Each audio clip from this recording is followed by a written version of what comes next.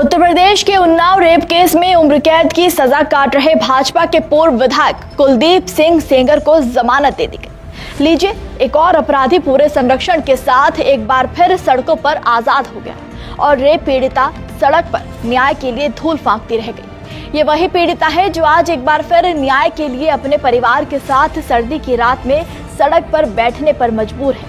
बता दें कि दिल्ली हाईकोर्ट ने 4 शर्तों के साथ कुलदीप सेंगर को बेल पर रिहा करने का आदेश दिया है। जस्टिस सुब्रमण्यम प्रसाद और हरीश वैद्यनाथन शंकर की बेंच ने सेंगर की सजा को अपील पर सुनवाई पूरी होने तक सस्पेंड कर दिया है। सेंगर ने सजा के खिलाफ अपील की थी। अदालत ने कुलदीप सिंह सेंगर को 15 लाख रुपए के निजी मुचलके पर सशर्त रिहा करने का आदेश दिया है। दिल्ली हाईकोर्ट की शर्तों के मुताबिक पीड़ित से कुलदीप सेंगर को 5 किलोमीटर दूर रहना होगा। हर सोमवार को पुलिस को रिपोर्ट करना होगा। पासपोर्ट संबंधित प्राधिकरण के पास जमा कराना होगा ताकि देश छोड़कर न जा सके। एक भी शर्त तोड़ी तो बेल रद्द कर दी जाएगी। हालांकि अभी रिहाई नहीं हो पाएगी क्योंकि कोर्ट ने सेंगर को पीड़िता के पिता की हत्या के मामले में 10 साल की सजा और सुनाई थी। इसकी अपील अभी भी लंबित है।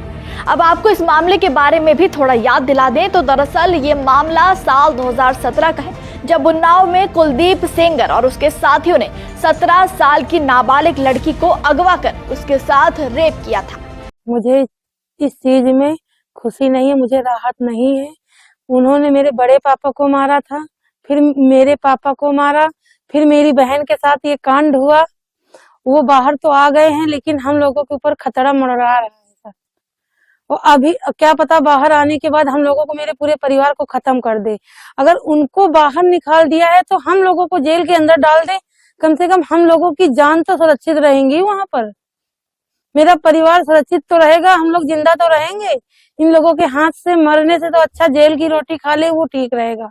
4 जून 2017 को कुलदीप सेंगर ने उसे नौकरी दिलाने का झांसा देकर आवास बुलाया और उसके साथ दुष्कर्म किया। घटना के बाद पीड़िता ने घरवालों के साथ जाकर विधायक के खिलाफ शिकायत करने की कोशिश की। जून 2017 से मार्च 2018 तक लगातार शिकायतों के बावजूद कार्रवाई नहीं हुई। पीड़िता और उसके परिवार के आरोपों के मुताबिक स्थानीय नेता से लेकर लखनऊ पुलिस मुख्यालय तक उसने कई चक्कर काटे लेकिन कोई सुनवाई नहीं हुई। फिर मार्च 2018 में पीड़िता ने दिल्ली का रुख किया, जहां आत्मदाह की चेतावनी दी। मामला सुर्खियों में आया। फिर 8 अप्रैल 2018 को उसने उत्तर प्रदेश के मुख्यमंत्री आवास के बाहर खुद पर पेट्रोल डालकर आत्मदाह करने की कोशिश की। इसके बाद ये मामला देश में सुर्खियों में आ गया।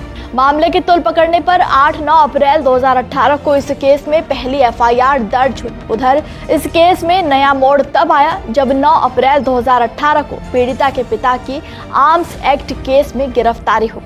तब परिवार ने आरोप लगाया कि ये कार्रवाई बदले की भावना से की गई है। इसके बाद 9 अप्रैल 2018 को पीड़िता के पिता की हिरासत में पिटाई का मामला भी सामने आया।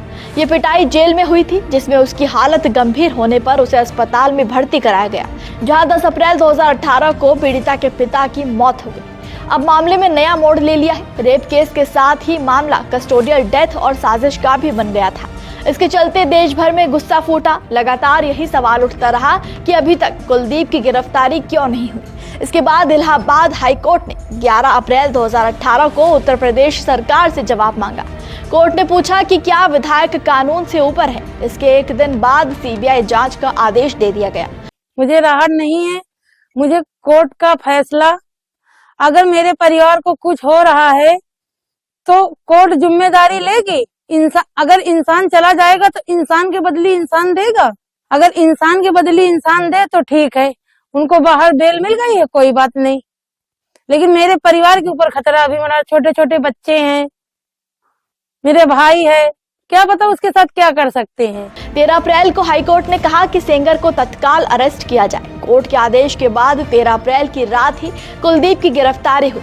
बहुत बड़े बवाल और कई संघर्षों के बाद 16 दिसंबर 2019 को दिल्ली की 30 हजारी कोर्ट ने सेंगर को रेप का दोषी ठहराया था। बता दें कि कुलदीप सेंगर बसपा से 1 बार, सपा से 2 बार और 1 बार बीजेपी से विधायक रह चुके थे।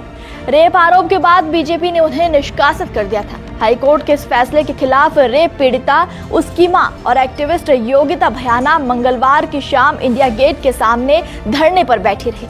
आधी रात पुलिस इंडिया गेट पहुंची और उन्हें जबरदस्ती वहां से हटाने की कोशिश की गई। इस पर काफी नोकझोंक और बहस भी हुई और आखिरकार तीनों को जबरन घसीटकर इंडिया गेट से हटा दिया गया।